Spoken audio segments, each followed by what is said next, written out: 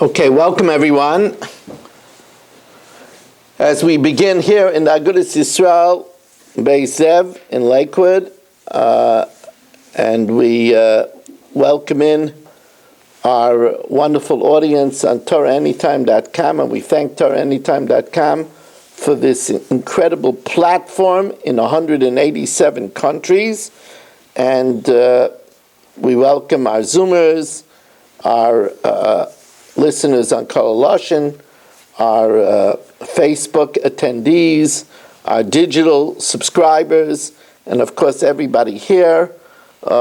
We thank Chazak for being Mefarsim this year, and we thank our two sponsors this evening, Beirich Goldwasser, Le'ili Nishmas Moshe Ben Gershon, whose yahrzeit is tonight, and Le'ili Nishmas Miriam Gittel Bas Dov, that then should have a great aliyah.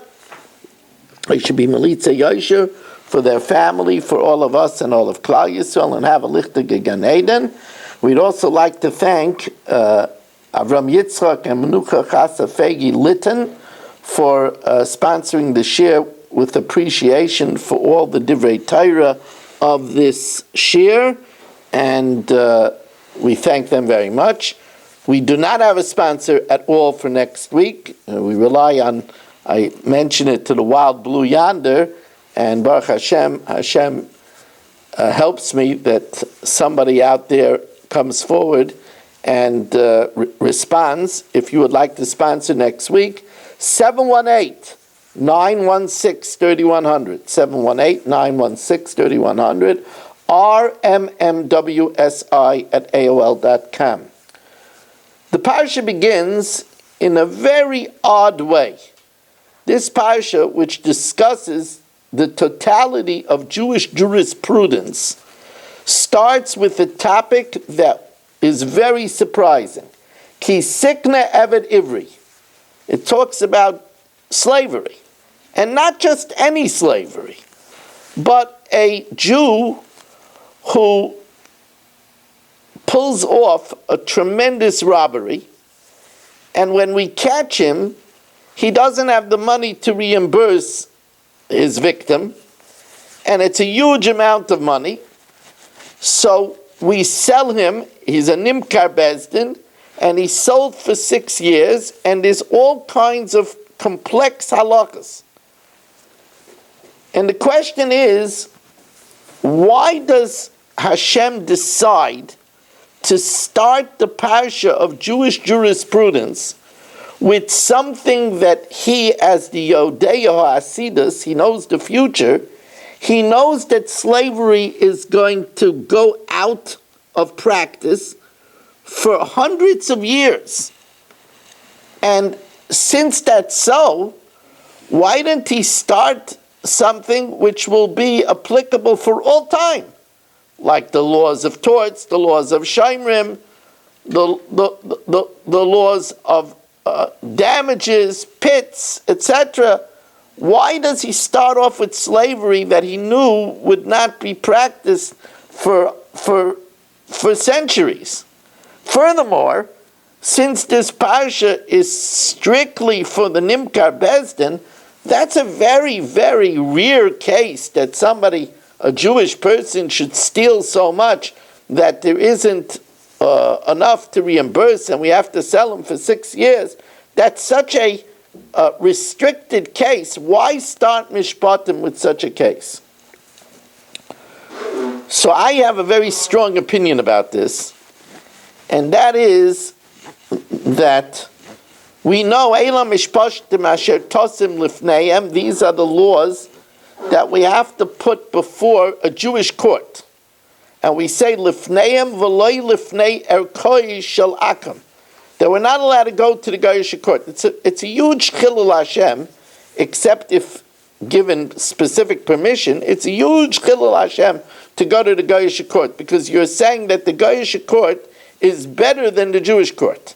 You're not allowed to do that. Now the Torah wants to demonstrate the difference between the way of the Jews and the way of the Goyim.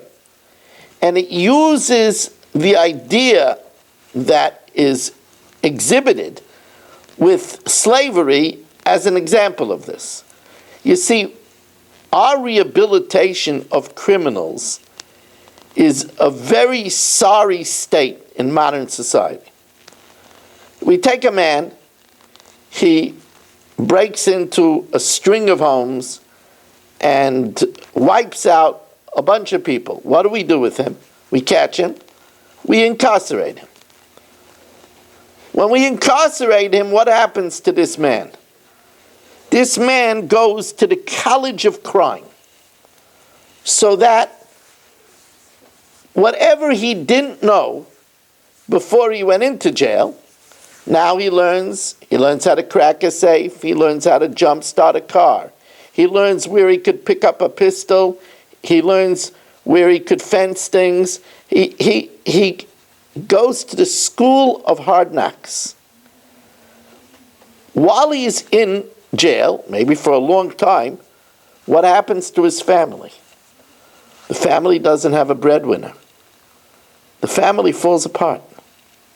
The children also fall into crime or drugs. Now, here was a person who initially maybe didn't behave because he came from parents who didn't behave well to him. Hurt people, right? And we put him then back into a criminal society. And who pays for this college? It falls on the public to pay for it. And what happens, as we said, to the family? They go to waste, often. And what happened to the victims? They don't get compensated. So the system by the Goyim is a completely failed system. Now let's watch Hashem's way. We take a man who stole a lot of money and hurt people. He doesn't have money to pay. Besdin sells him. That money which they get for 6 years of service immediately goes solely to compensate the victims. Besdin, he's an Imka Besdin.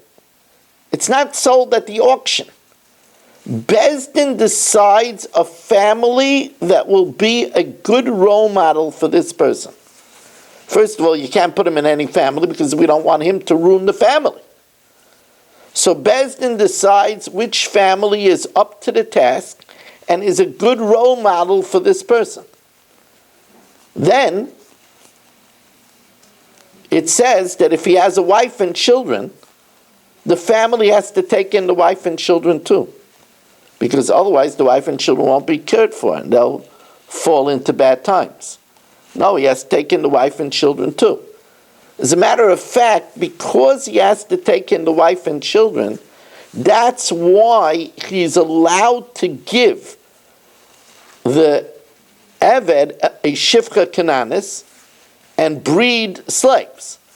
Because that will offset the money that the Odin spends on taking care of the wife and children. And that's why it's only when he comes in with wife and children that he could give the Eved a Shifcha Kananis. If he comes in alone, so there's nothing to offset, then he's not allowed to give. Of course, also the reason is because if he's not married, then he's going to get too attached to the Shifcha and the children. He has to have his own wife and children so he doesn't get too attached to the Shifcha and the children so he could leave them after 6 years. But anyway, I'm getting away from the point that I'm making. So we've given him a good example instead of a bad example. We've compensated the victims. We've taken care not just of him, but of his family. And who does all of this fall upon? Not 1 cent from the community. This is the Jewish way. This is the Jewish way of rehabilitating criminals. And that's why this is used as the stepping stone of Parshas Mishpotim to show the difference between the Goyish way and the Jewish way. Now it's interesting that this question, which always bothered me, why we start with slavery, also troubled Reb Shamshon Raphael Hirsch. Reb Shamshon Raphael Hirsch. In his Pirush on Chumash, he adds another caveat. He says that this whole detailed parsha of Eved Ivri is for a thief that stole so much money that he needs to be sold, and he got rid of right away the ill-gotten gains. He needed to be sold. So you're talking about a real dastardly fellow. And the Torah wants to teach us how we should treat even such a dastardly fellow. For example, we learn in the halachas of Eved Ivri, first of all, the Rambam says that you cannot tell him to warm for you something hot if you're not going to drink it. If you ask him to do something, you better need it. You can't just annoy him. He's your Eved, but and then it says that if you eat a cowboy steak, you can't give him franks. And if you sleep on a duxiana bed, you can't just put him on a cot. That's the halacha. He eats what you eat, and he sleeps on what you sleep on. Ki toiv loy imach. Now that's an Eved Ivri.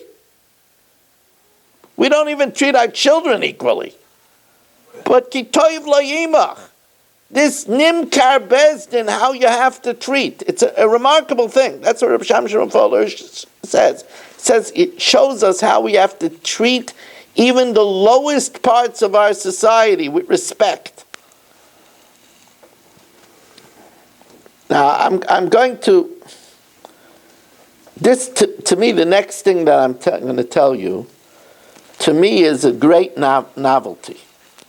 And I wouldn't even say this if it wasn't from, throughout the millennia, we have recognized very great people. So one of the great Hasidic masters was the holy Bnei Yissaschar. The Bnei Yissaschar, Rab Menachem Mendel Meriminov, writes in his Igra de Pirka, a real fascinating thing. You got to hear this kasha. It says that im begapa yavai begapa yetz. If he comes in alone, then he leaves alone. Then you're not allowed to give him a shifcha. But im bal ishahu, so then you're allowed to give him a shifcha, and then ho isha viladea tialadinea, that after 6 years he leaves, and the wife, which he can't continue to live with, and the children belong to the Yadai. So, the Bnei Yissaschar asks an interesting question. We know that Avodim are prutzim. This is an Eved Kanani, because the Shifka Kanani is an Eved Kanani, a Canaanite slave. They are renowned to be immoral. We learned in Masechtas Brachos recently in the Mishnah Yomis. We learned in the Mishnah Yomis that Avodim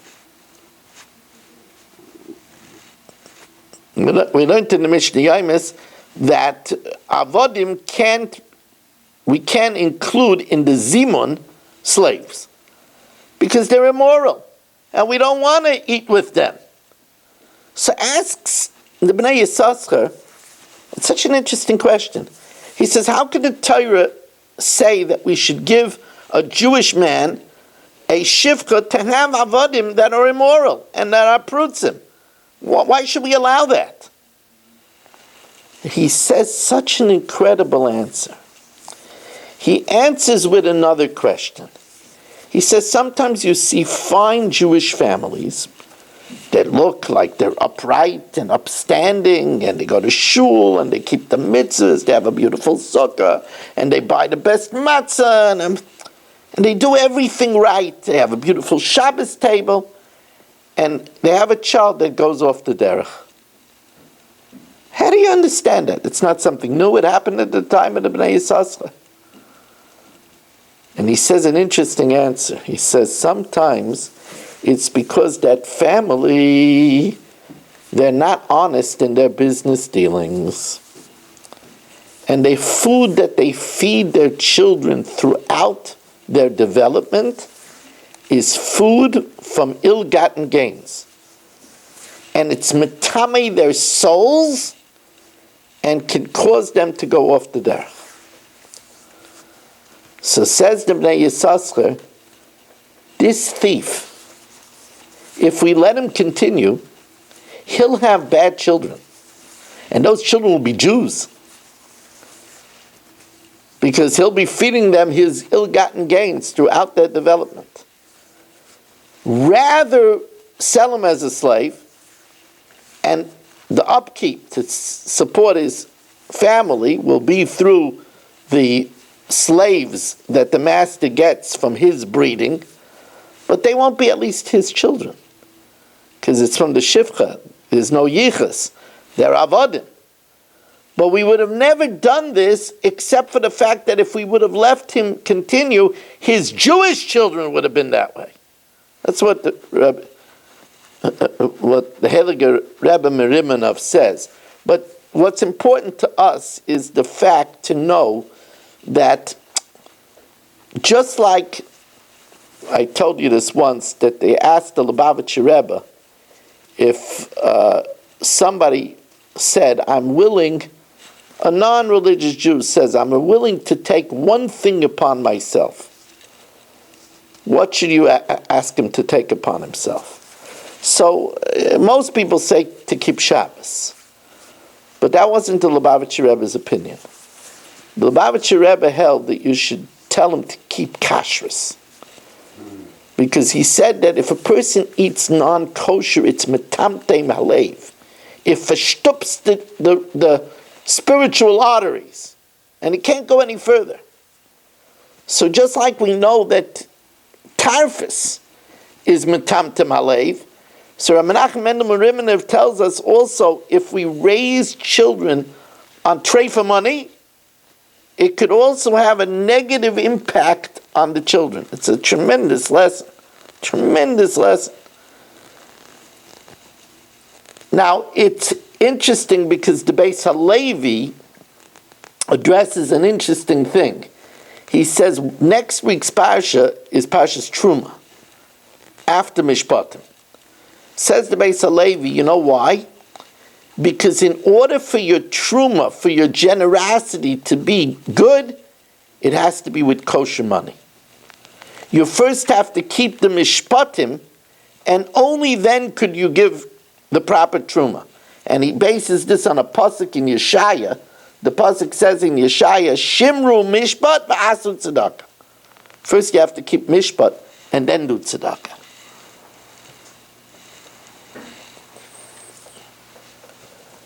Well, we're going from one hot topic to another.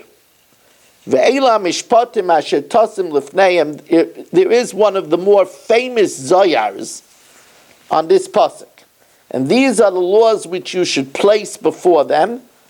Says the zoyar pasuk Rav Shimon ben Yochai, in here in the parsha of Jewish jurisprudence, Rav Shimon ben Yochai opens up, V'amar Elon Inon Sidorin de Gilgula. Here we have the order of reincarnation.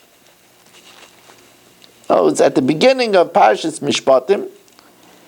He says it's important for a person to understand the concept of Gilgal. Now, what does that mean? I know that there's the issue of Gilgal. But why is it important for the understanding of Parshas Mishpotim? So the answer is here's a person. Let's say, for example, I give somebody a loan for $5,000, and I come to collect, and he tells me, "Ladam, lo yodvar me'aylam, you never gave me $5,000." So I take him to Beis Din. And Beis Din looks into the matter, and they rule against me. And he doesn't have to pay. And I come out of Beis Din.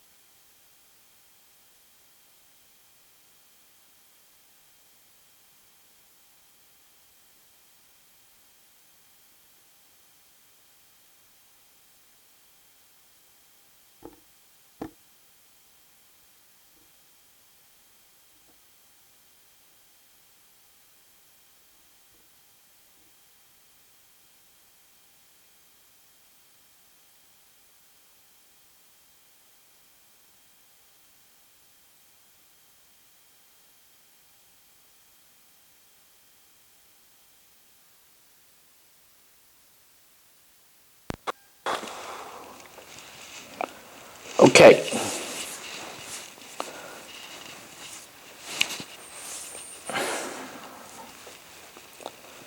We're back with sound.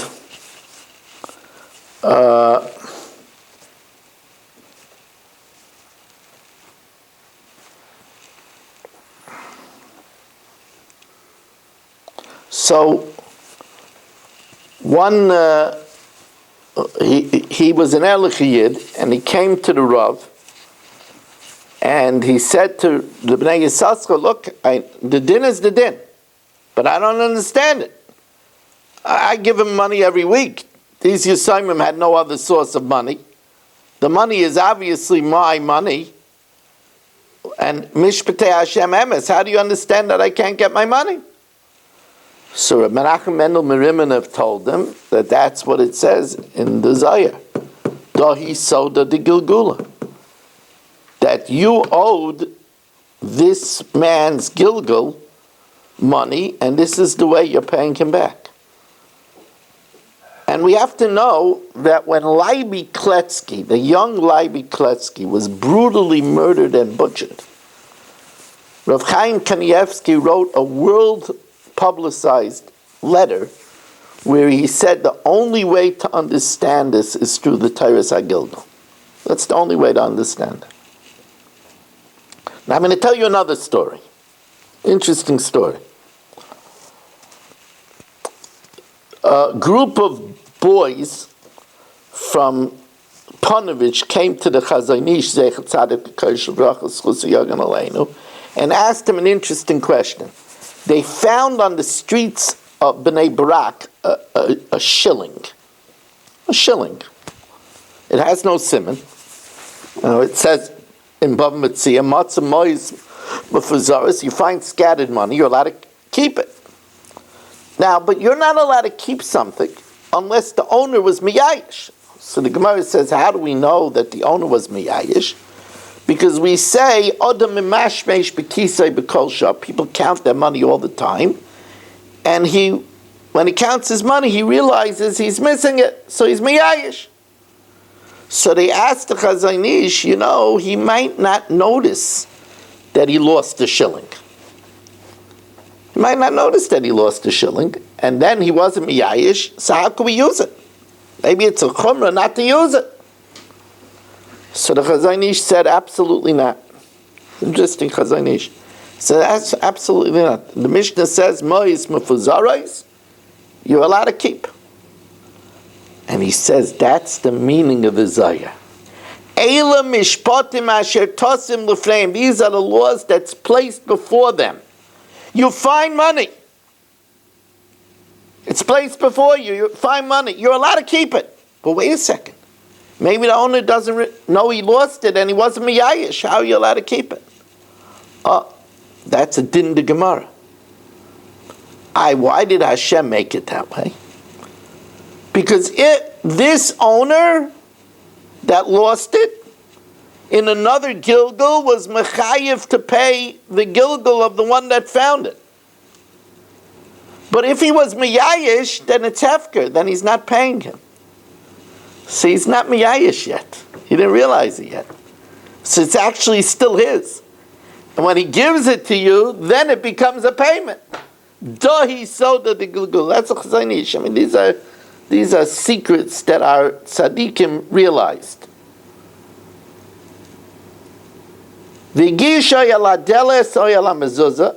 If after 6 years, he goes free. But remember, he married a shivcha, and he has kids. After 6 years, he gets close to his boss, his adain. If he says, "Ahavti es adaini ves ishti ves banai," remember, he has to leave his shivcha when he leaves. Can't live with her anymore. He says, "I love her. I love my children. Lo yeitzei chavshi." I want to say in Avdus. So then we take an awl and we make a hole in his ear by the doorpost. He's an avid till the Jubilee. So what's this custom of making a hole in his ear? So the Gemara tells us in Masechtas Kedushin, on Daf Kaf Beis, Amid Beis, Rabbi Yochanan ben Zakkai Dorish, Ma nishtana oizin mikol ivarim shebeguf. Why is the ear different than all the limbs of the body? Amar HaKadosh Baruch Hu, oizin sheshama al Har Sinai. The ear that heard by Har Sinai, b'shah she'amarti ki li b'nei Yisrael avodim.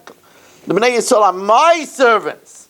V'lo avodim la'avodim, not servants to servants.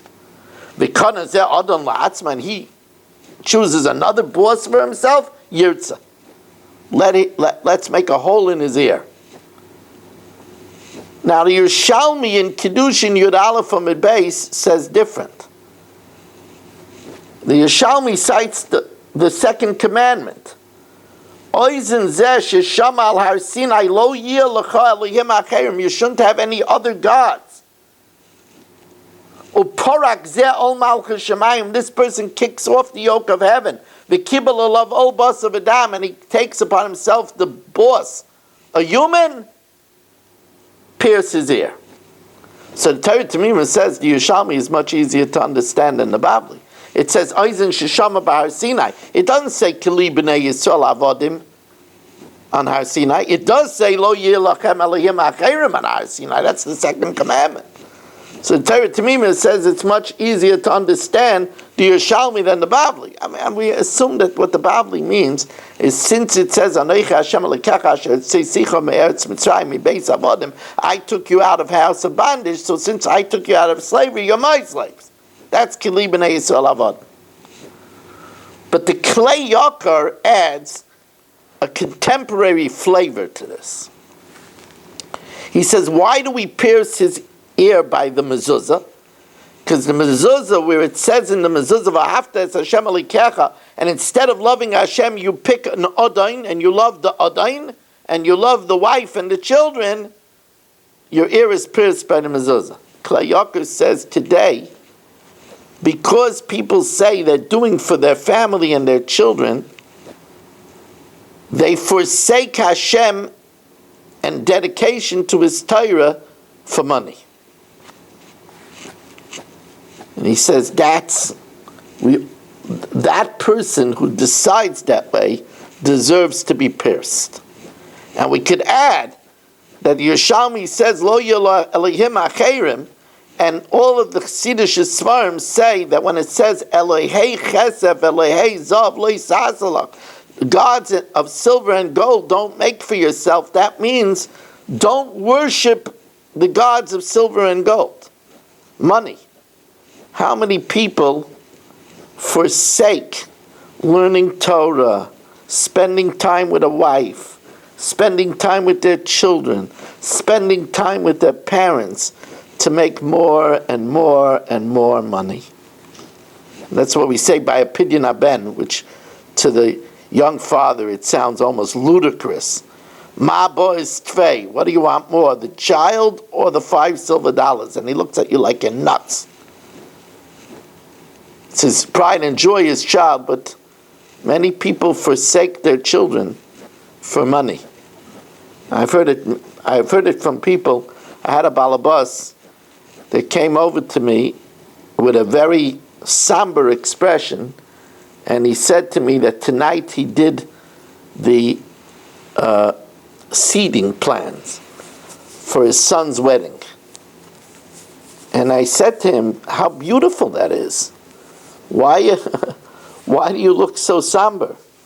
He says, Rabbi Weiss, it dawned on me that that's it. He's leaving. My 25 years with him are up. He'll come home, but as a guest. But my years of being a parent are over. And I messed up. I was never there for him. I was always either too busy or too wiped out, or I had to take care of myself. I messed up. And that's what we learn. We learn that we shouldn't have other odoins for ourselves. That's a very contemporary message. Now it's interesting that this is considered a punishment to make a hole in the ear. But women do this for decorative purposes. There's a place in Borough Park where they take little children less than a year old to pierce their ears. Why is that? So I have a pshat. The Gemara says, why are the fingers, why do they come to a point? Ki yeseidos. So the Gemara says, so that you could put them in your ear, not to listen to Lashon Hara. The Gemara says, why do we have a lobe of the ear? What purpose does this extra piece of flesh have? So that if you hear Lashon Hara, you could bend them over and block your ears. I've never seen any of my Rebbeim, any Gadol, take his lobe. I never saw anybody do that in my life. So everybody has an extra piece over here which they never use. The answer is that if you try it, it doesn't work. You could put it and you're still here.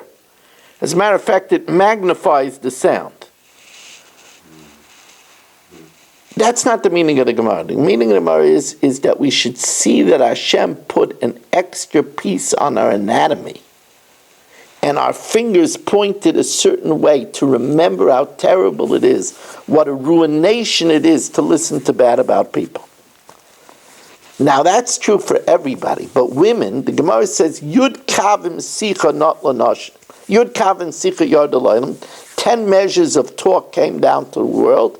Test not lanoshim. 9/10 were taken by women. So women really need the lesson of not to listen. And therefore, women adorn the lobe so that they should remember the message of the lobe, not to listen to Lashon Hara. They put diamonds and gold on it to remember that lesson. Now, by the way, why did Hashem give such a unequal proportion of talk to women? 1/10 to men and 9/10 to women? That's really unequal. You should know that we know that the Torah is niknas b'memches kinyanim. In the last parak of Pirkei Avos, it teaches us that the Torah is acquired with 48 tools. And 2 of them are b'miyat sicha. We're not talking so much. A lot of time is wasted. In America, schmoozing is a pastime. But if you want to really absorb knowledge, you talk less. Miyat sicha and shmiyas ha'oizen. By learning how to listen. Person wants to learn, they don't talk much, they listen. They listen. But women don't have a chiyuv of Talmud Torah. To the contrary, women raise children, create aura of warmth, create loves with the children. They endear themselves to their husband. They do acts of chesed. That's why in Eishes Chayil it says, Pia pascha b'chachma, v'sayras chesed al l'shayna. And the Torah of kindness is on our tongue. She knows how to be kind with her mouth. U'l'shayn chachamim marpeh. The tongue of the wise is healing. Chachmais noshim bon sabayis. I believe that this is a clear reason why women were given much more measure of speech. Men need to listen. Men need to learn. Women do a lot of good with their mouths. We're going from one important topic to another. And again, I want to remind you that if you want to sponsor next week's share, there isn't any sponsors for next week. 718-916-3100. 718-916-3100. My plan is to be broadcasting next week from Florida. I believe next Wednesday I'm going for a short stay to Florida, and I probably will be broadcasting this year and the daf from Florida. It says, Ki yitain ish el re'eyu kesef oy kelim lishmar. And this is the parsha of Shomer. We all know there's a Shomer Chinam, there's a Shomer Sachar, right? There's different laws. A Shomer Chinam is chayiv in pshia, negligent. Shomer Sachar, if he's a hired watchman, he's chayiv b'gneva v'aved, even if it's stolen, even if it gets lost. But we say, when we learn this, we say, I really have nothing to do with Shomer. I'm not a Shomer. I don't have anything to do with. I don't watch people's things. I don't ask people to watch my things. You know, it really doesn't have much to do with me. It's not true at all. Rav Shach said, we're given children, we're a Shomer of our children. You're a Rebbe, you're a Shomer of your Talmidim. And you have the most precious things to watch. You're a Morah, you're a Shomer of your Talmidos. I want to tell you something. I'll tell you a story from Rav Shach. Rav Shach had a schia. He lived beyond most of the Gedolim of his time. A mashgiach came to Rav Shach. If you want to see this story inside, it's in a sefer called Oitzris Pninei HaTorah. It's a remarkable story. A mashgiach came to Rav Shach and he said he caught a young man in the yeshiva actually being mechalel Shabbos, desecrating the Shabbos. And he's considering throwing him out of the yeshiva for such a serious crime. And before he does it, he wants to ask Rav Shach. So Rav Shach asked the mashgiach, tell me, do you know how the shalom bayis is in this child's home? So mashgiach said no. Then he asked him, so tell me something else. Do you know who this child's friends are? Mashgiach said no. Then he asked him a third question. Do you know if the child has pocket money to buy things for himself? He said no. Rav Shach yelled at him. He said, I want you to know you're a murderer if you think of throwing this child out of yeshiva. You don't know the first thing about the child's circumstances. How can you judge the child? Of course, Gadol Adar speaks to the mashgiach like this. He went back and indeed he found that his parents were in the throes of a divorce and the child didn't have a penny, an agura to his name. But this is something that people don't think of. You know, I remember, I learned in Yeshiva Staten Island for 11 years, and the mashgiach in Yeshiva Staten Island was one of the longest mashgichim in American history. Sadly, we lost him right before COVID. He was here at the end of his life. He was here in Lakewood. His name was Reb Gershon Weiss.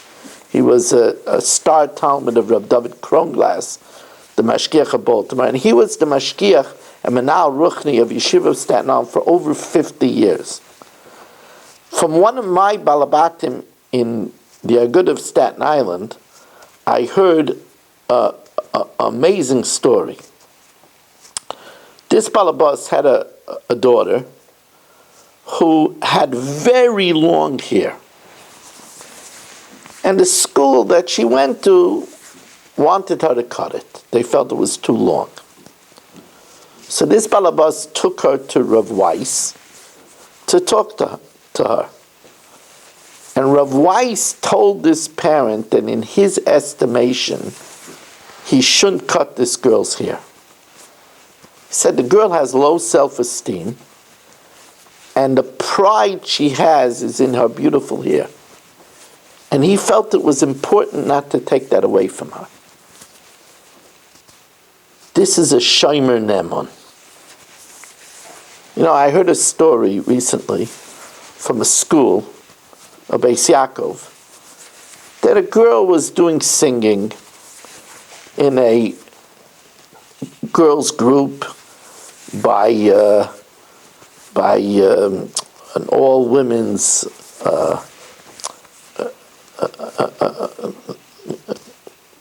musical, and the school insisted that she drop out. And the fact of the matter is this girl, her mother's divorced, and she's not feeling good about herself.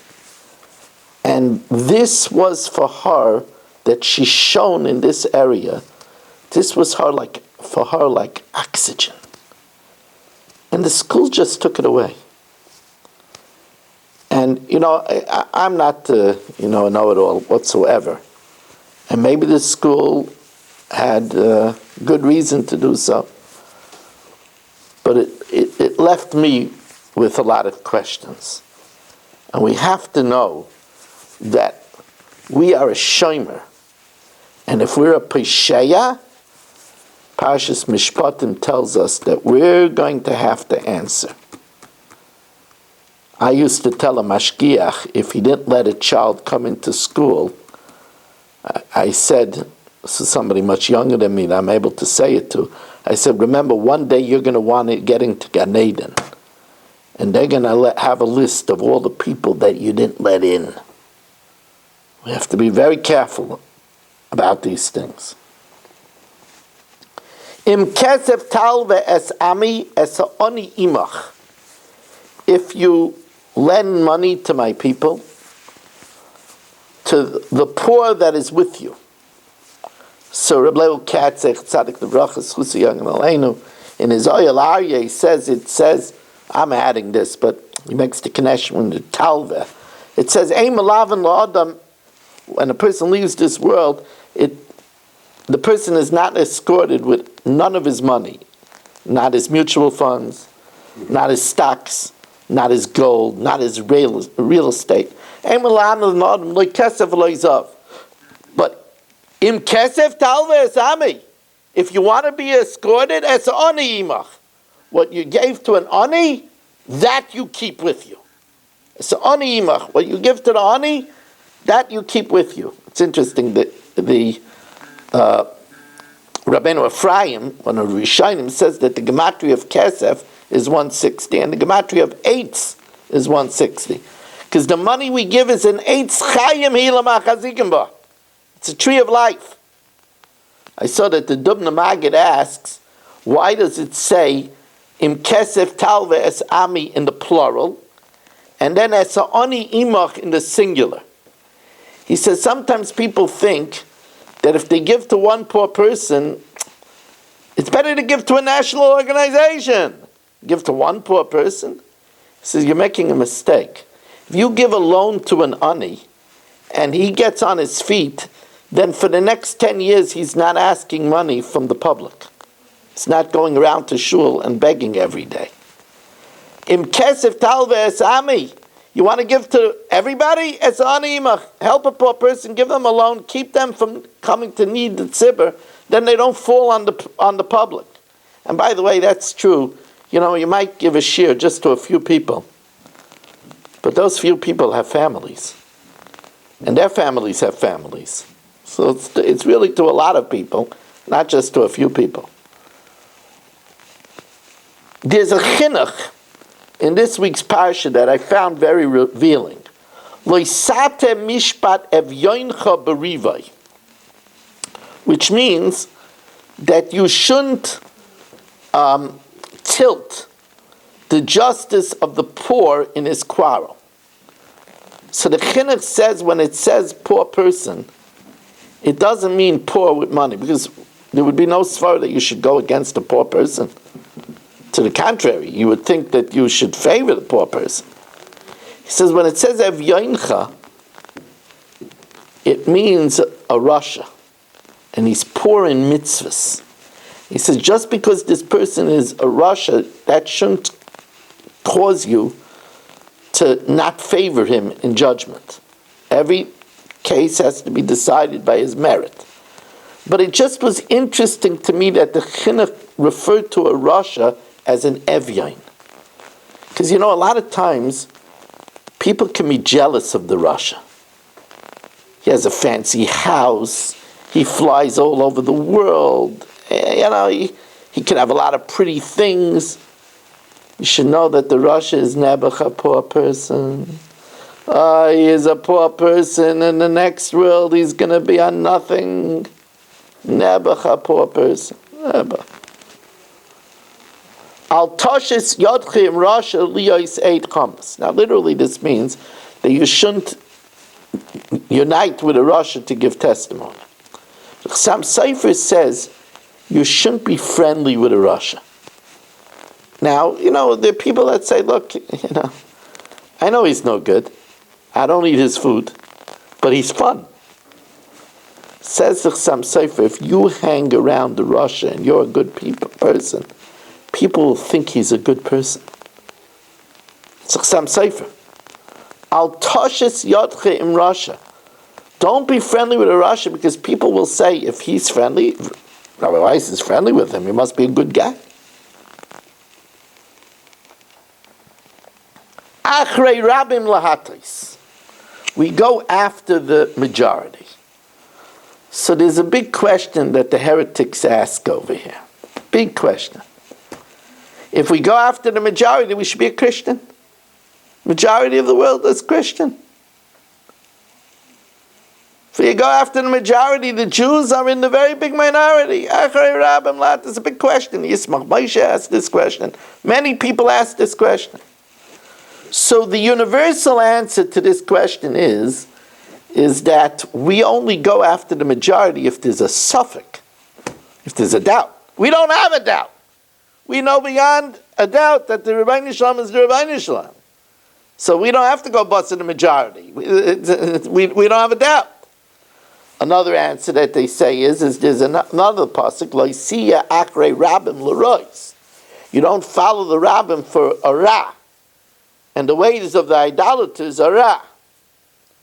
Rav Miller used to say an interesting thing. Rav Miller used to say that, a very interesting comment of Rav Miller's. Rav Miller used to say that when there was Christianity, everybody said, well, Christianity is the majority. We should follow Christianity. There's millions of people following Christianity. So what did the Rebbeinu Shalom do? He made Islam. Millions of people following Islam.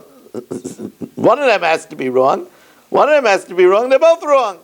Now, we're going to follow the majority. And he made Islam too. That has millions of people. The Yismach Moshe says an interesting thing. The Yismach Moshe says that Moshe Rabbeinu was equal to his entire generation. And there's a medrash that says Dover Tziva le'elef dor. A matter was commanded to 1,000 generation, that the Dor Deya, every member of the generation of the Midbar, was equal to 1,000 people. He says, if that's true, that every member of the generation of the Midbar was equal to 1,000 people, every Jew that has 613 mitzvahs is equal to who knows how many goyim. And therefore, the Achrei Rabbim Lahatis, even according to the numbers, every Jew is worth who knows how many people, outweighs everybody else. When you serve Hashem, He will bless your bread, your waters, He'll give you blessing. So of course this begs the question, it says, Schar mitzvah b'hayal maleka. There's no reward for mitzvahs in this world. So what does it mean? So some say that although there's no reward for mitzvahs, because like I've said many times, if I win the Powerball of $900 million and I go to the bank in South Fallsburg, where I'm up in the country, and I ask them to cash my check of $900 million, the bank manager will come white and say, I can't do it. I said, what do you mean? It's signed by the governor. So no, I know it's a good check. I called ahead.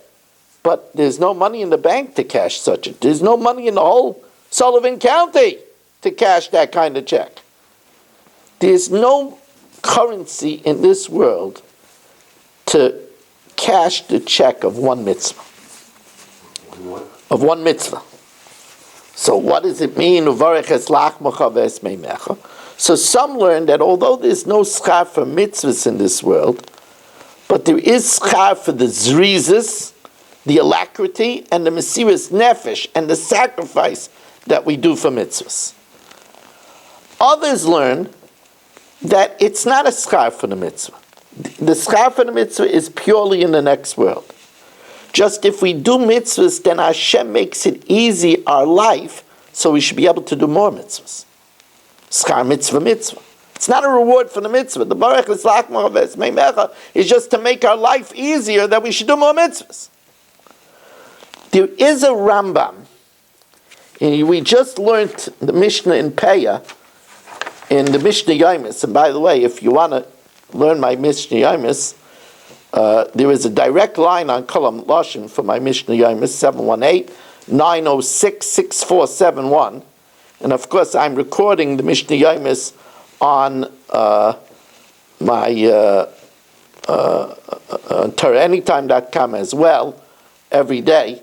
So we learned that ve'elu she'oichlin peroiseyem ba'olam hazeh v'keren kayemes lo l'olam haba. We have dividends in this world, and the principle remains in the next world. And the Rambam in the Pirush HaMishnayos writes that for mitzvahs bein adam lechaveiroi, between us and our fellow man, there's schar in this world too. Mitzvahs bein adam lamakam, that's the next world.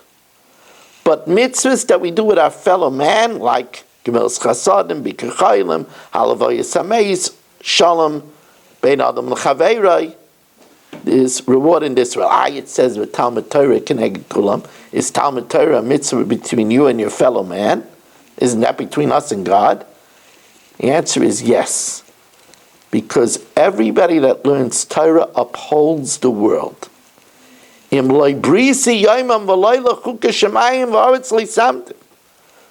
our learning upholds the world, and therefore it's also considered, according to the Rambam, that there's schar in this world as well. I want to really thank all of you for coming and joining us, everybody here, and wish you a good night and a good Shabbos.